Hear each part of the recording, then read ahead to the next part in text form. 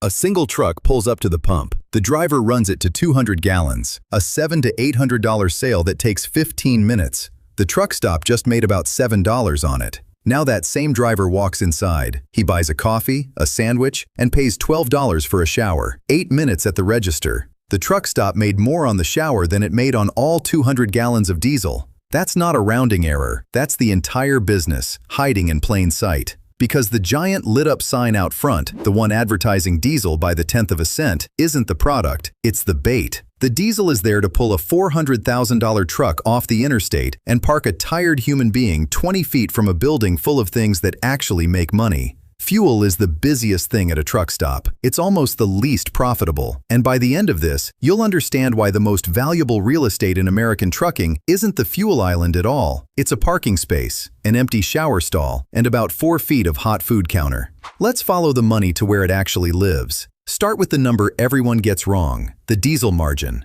When you pull up to a truck stop, the price on that sign feels like the whole game. It isn't. Fuel is what the industry calls a high-volume, low-margin product. Enormous revenue, almost no profit. At Travel Centers of America, one of the largest chains in the country, the combined gross margin on fuel has run in the range of 17 to 19 cents per gallon. That's gross, before the credit card fee, before the labor, before the lights. Sit with that. A Class 8 truck rolls in and takes 150 gallons. At roughly a nickel or a dime of actual profit per gallon after costs, that fill-up, a $500 transaction, might net the truck stop the price of a fast food combo meal. And here's why they can't just raise the price. Diesel is the most price-transparent product in America. Every trucker has an app showing the cheapest fuel for the next 100 miles. Fleets negotiate discounts down to fractions of a cent. Raise your diesel price by 3 cents, and you don't make more money, you make zero money, because the trucks simply drive to the next exit. The margin is thin because competition keeps it thin, permanently. So why sell it at all? Why build a massive canopy, bury enormous tanks, and sell millions of gallons of a product you barely profit on? Because diesel isn't the product you're selling. It's the reason the customer is standing on your property. Think about what a truck stop actually captures when that driver pulls in. A human being who has been sitting alone for 11 hours, who is hungry, who hasn't showered, who is legally required by federal hours of service rules to stop and rest for the next 10 hours, whether he likes it or not. Who needs somewhere to park a 70-foot vehicle for the night? The diesel didn't just sell fuel. It delivered a captive customer, at his most tired and most spending-ready, into a building specifically designed to sell him everything else. The fuel is the advertisement. The store is the business. And once you see it that way, the real money starts to appear, in places you'd never think to look. Walk through the doors, and you walk into the first real profit engine. The convenience store inside a modern travel plaza runs gross margins that make the fuel island look like charity. Where diesel earns pennies on the dollar, packaged convenience merchandise typically carries a 30 to 40% gross margin, and prepared food can run 60% or more. A single energy drink sold inside can generate more gross profit than an entire 20-gallon fill-up. Now scale that to a customer who isn't a commuter grabbing a soda. He's a professional driver living on the road for 3 weeks at a time. He doesn't buy one item. He buys breakfast, lunch, dinner, snacks, energy drinks, a phone charger he lost, gloves, a new pair of sunglasses, over-the-counter medicine, and a bag of jerky for the road. The truck stop isn't his convenience store. For weeks at a stretch, it's his grocery store, his pharmacy, his restaurant, and his hardware store, all under one roof, all at convenience store margins. But the sharpest operators figured out something the strugglers didn't. The single highest margin thing you can sell a trucker isn't a product off a shelf. It's a hot meal. This is why the 2 biggest chains in America made a famous split, and it tells you everything about where the money is. 2 companies in the identical business, holding opposite theories about where the moat is. The food theory is brutal in its logic. A driver eats 3 meals a day, every day, for weeks. Own his stomach, and you own his loyalty. Prepared food at 60% plus margins, sold to the same customer 20 times a month, is a better business than the fuel that brought him in, by an order of magnitude. And every item works together. The store doesn't just sell food. It sells the reason to walk past the food, the restroom, the coffee, the ATM. The ATM alone earns the operator a commission on every withdrawal. No inventory, no labor, near pure profit. One recent listing for a truck stop lease spelled it out with almost comic honesty. At that location, vape sales alone ran $25,000 to $30,000 a month at roughly 45% margin, enough by itself to cover the building's entire rent.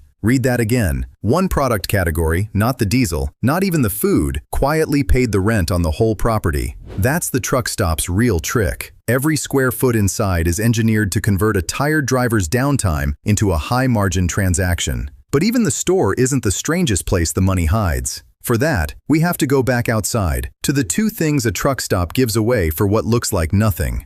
Here's a question that sounds simple and isn't. What is the most profitable square footage at a modern truck stop? It's not the fuel island. It's not even the kitchen. It's the shower stall and the empty parking space next to it. Start with the shower. A shower at a major chain costs a driver somewhere between $10 and $17, with $12 being typical. Now think about the cost side. The truck stop already has the building, already has the plumbing, already pays for hot water and cleaning staff whether one driver showers or 50 do. The marginal cost of the next shower, a little water, a little soap, 10 minutes of a cleaner's time, is a couple of dollars at most. So a $12 shower on a facility that's already built and staffed is closer to pure margin than almost anything else on the property. And the demand is relentless. A long-haul driver on the road for weeks needs to shower nearly every day. Drivers themselves do the math and wince. One calculated that paying for a daily shower runs about $372 a month, more than his entire home power bill.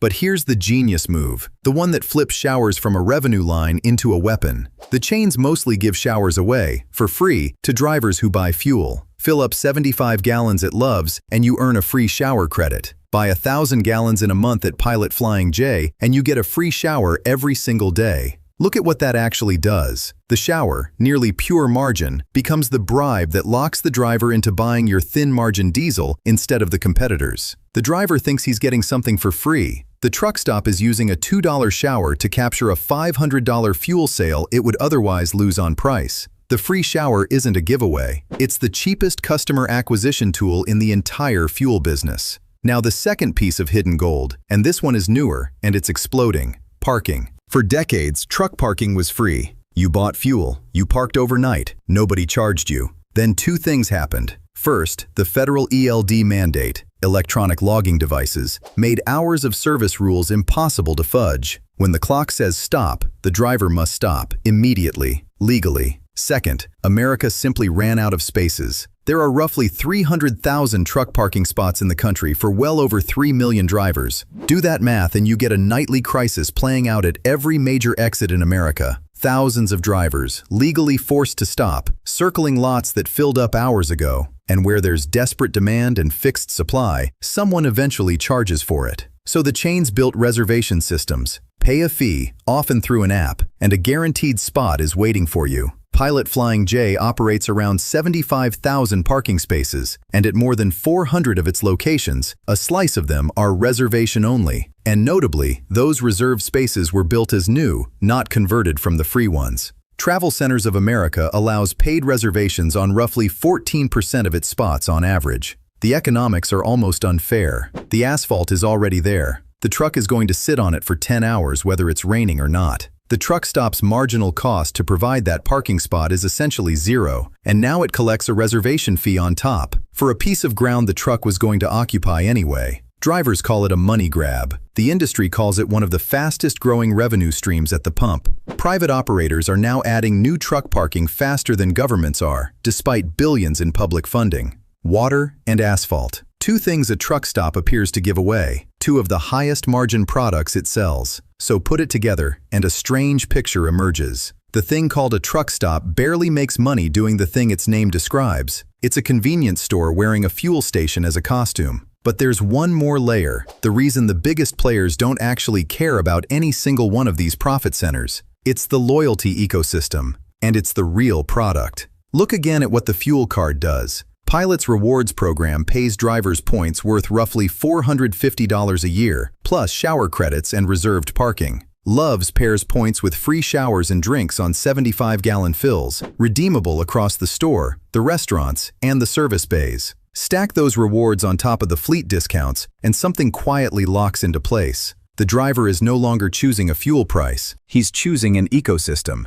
His shower credits are on this card. His parking reservations are in this app. His points are building toward this brand's rewards. To switch to a cheaper competitor, he'd have to walk away from all of it. The switching cost stops being about the price of diesel. It becomes the entire accumulated ecosystem the driver would have to abandon. That is the actual business. Not fuel, not food, not even showers or parking individually. The business is capturing a driver's entire road life, where he eats, sleeps, washes, and spends, and then making it painful to leave. The diesel margin can stay near zero forever, because diesel was never where the money was. Diesel is the front door. The house is everything behind it. And this is why a struggling truck stop and a thriving one can sit across the same highway, pump the same fuel at the same price, and end the year millions apart. The one that's failing thinks it sells diesel. The one that's winning knows it sells a place to be a human being and charges, gently, for every minute of it.